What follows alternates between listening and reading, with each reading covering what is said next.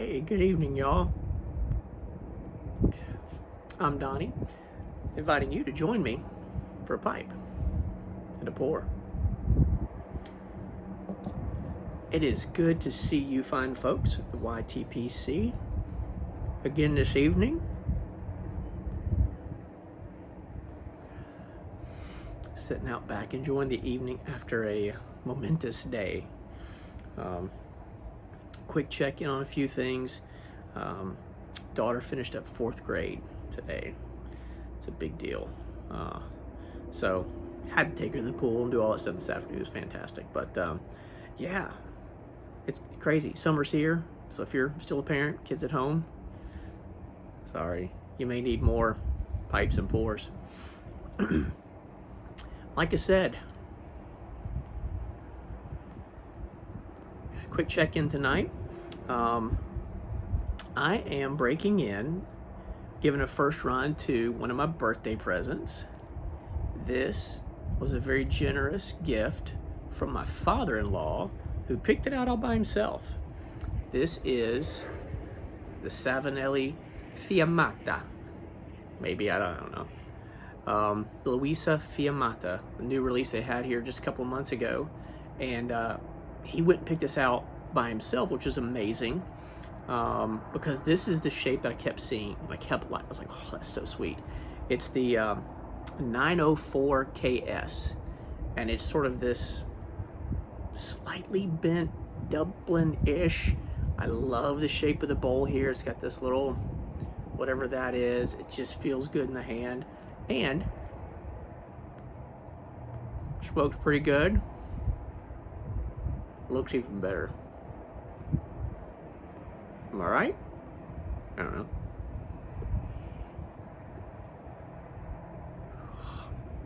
In the bowl tonight, I am working on, again, as I mentioned a couple times before, diving into Codger Candy from Cloudbear. This is my first blend of his that I've tried. And I think I mentioned before, but it's a blend of burley and burley with a little burley on top, mixed in with a dash of burley in there as well. So wrapping up the Codger challenge last week, I decided to stick with it.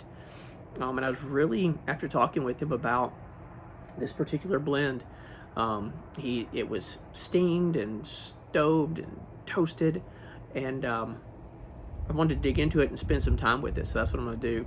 I smoked one bowl of it earlier this week and enjoying it now.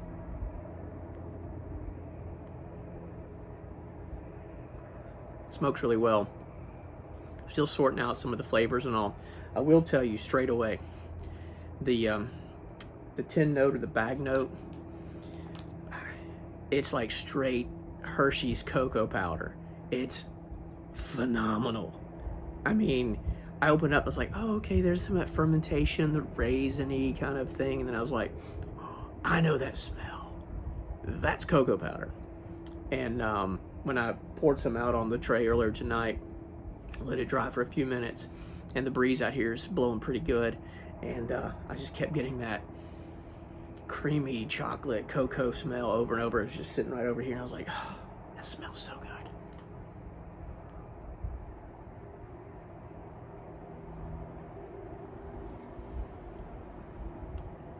The smoke has a really good, nice mouthfeel to it, if that makes any sense to you. But you know, it's not thin.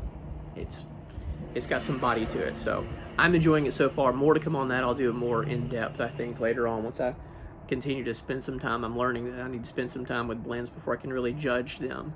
And then tonight, in the pour, if you can, probably can't see that very well on there because it's etched on, Pinhook. Pinhook. This is one of my favorites. It is a relatively new, and it's blended. It's sourced whiskey again. A guy named Sean Joseph. I should have looked that up. But he's a restaurateur, and he got into blending these different bourbons. And I'm a sucker for marketing, I'll be honest.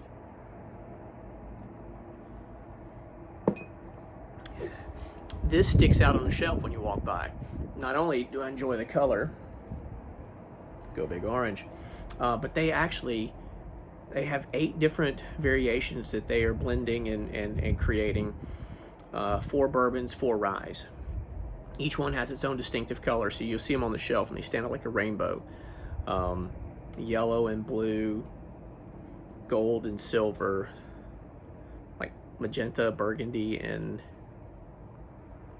like a darker blue, and then orange for their flagship bourbon, and green, a light green for their flagship rye. I'm a big fan of all of them. And you'll notice each one's named after a horse. This one is from 2021. Bourbon Heist is the actual name of the racehorse. And you'll notice that it's got the different geometry to kind of pattern after the jockey silks. So, really good stuff. Marketing's pretty awesome too. And I'm a sucker for marketing. And that leads into the reason for this video, other than just to check in and say, hey, introduce you to this beautiful pipe that my father-in-law got me for my birthday. Tell you a little bit about Pinhook, because it is one of my favorites. Continue to work on this Codger Candy from Cloudbear. I'm covering all kinds of ground, but the real reason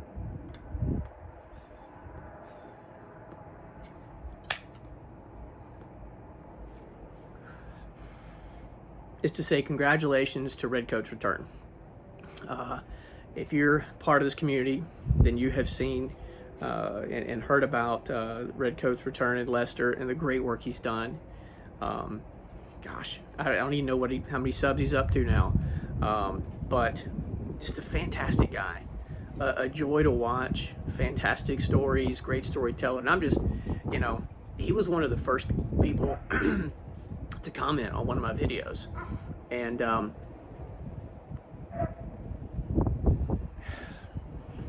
he was one of the first people to really, and I know he's done it for so many of you guys, right?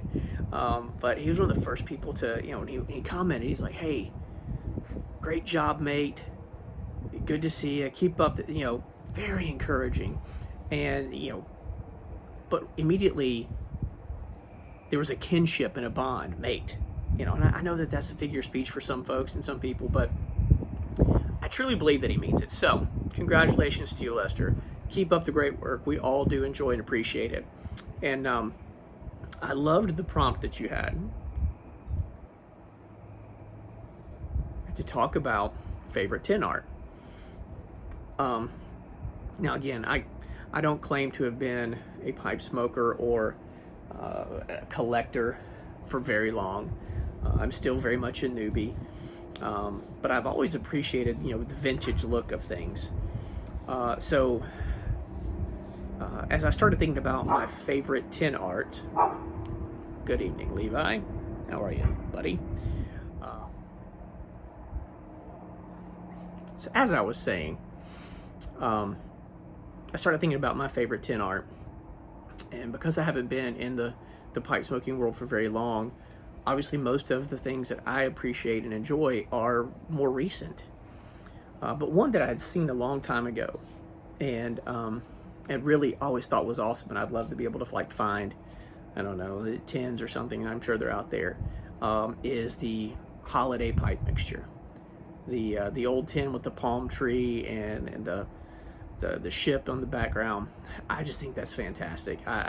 It's evocative, of a place and a time. It brings out that thought, that feeling, that emotion. But it got me thinking about why are we as pipe smokers in particular so drawn to nostalgia and antiquity, vintage.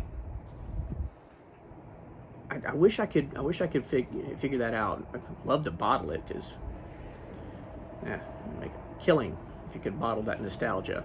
But I think that's why we grasp onto it. I think it's why we enjoy smoking pipes. It harkens back to a different age, a different time. Not that times are easier, it was different. The challenges that our fathers and grandfathers and great-grandfathers faced in the 1800s, early 1900s, mid-century. It's a different world, different challenges. But I think there's a part of that that we romanticize and we cling to. And then for me, this helps me do it. I connect to a different time, a different age, where some of those vintage tins came from. So that's my old school favorite tin art. More new school, and I'm sure I'm not alone in this. I've got several things that I kind of started digging through the cellar drawer and was like, oh yeah, I love that one. But one of the more recent ones, the GL piece, Geometry.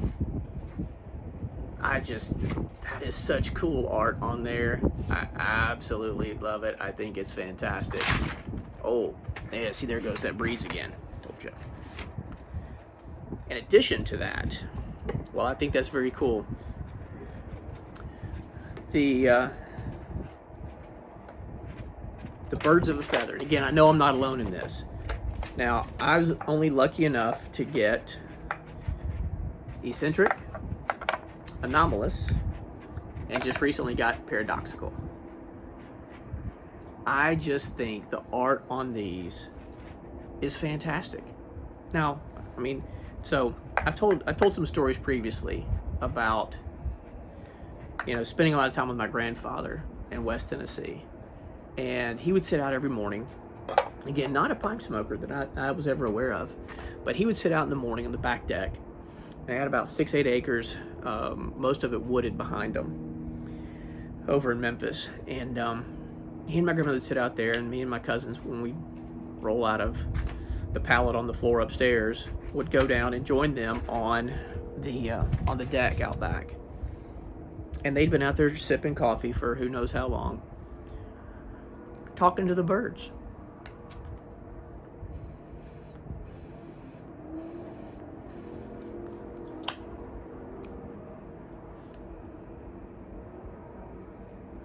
They had regulars.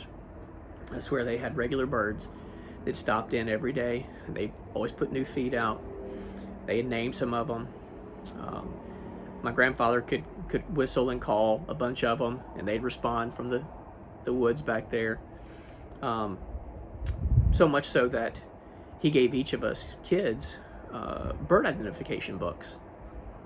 And we would sit there and identify all the different birds. And so I still have those. And they're treasures to me. Because again, they harken back to what was, for me, a simpler time as just a kid. Spending the summer, spending part of the summer in hot, humid Memphis, Tennessee. But spending it with my grandfather, learning how to identify birds, their calls. He did the same thing with trees. Each one of us kids had a big, huge, big poster board thing where we'd go and collect leaves off the trees out in the woods back behind them and press them in like an old phone book and really flatten them out. And then we'd identify them, stick them onto a big poster board, and he'd frame it. And going up the stairs, upstairs at their house, he had all of us, 12, 11, 13, however many cousins I have, I forget, plenty of them. But it's just a very special memory. And so I've always had a special place in my heart for birds. I still, to this day, when I'll sit out here, we don't have enough trees yet because we're in a new construction kind of neighborhood. But I'm loving to see more birds as they come up and bird feeders out and that kind of thing. I may have gone off at a tangent there, but hey, that's what this is for, right? I have ideas and thoughts, and I get to share them with you guys, and I appreciate, especially if they resonate with you. If you're like, oh yes, I remember that too. And I hope that's the case, that you can kind of go back there with me. But to Lester, Redcoat's return, congratulations again, mate. Good job. Thank you for the generous offering with your giveaway. Thank you for the countless hours you put into making us laugh, making us smile by providing your stories and a glimpse into your life. Keep up the good work. Cheers to you. And by the way, Codger Candy, the Pinhook, really, really good. It's a good combination there, folks. However, until next time, thank you so much for joining me tonight. I invite you back to join me again soon for a pipe and a pour.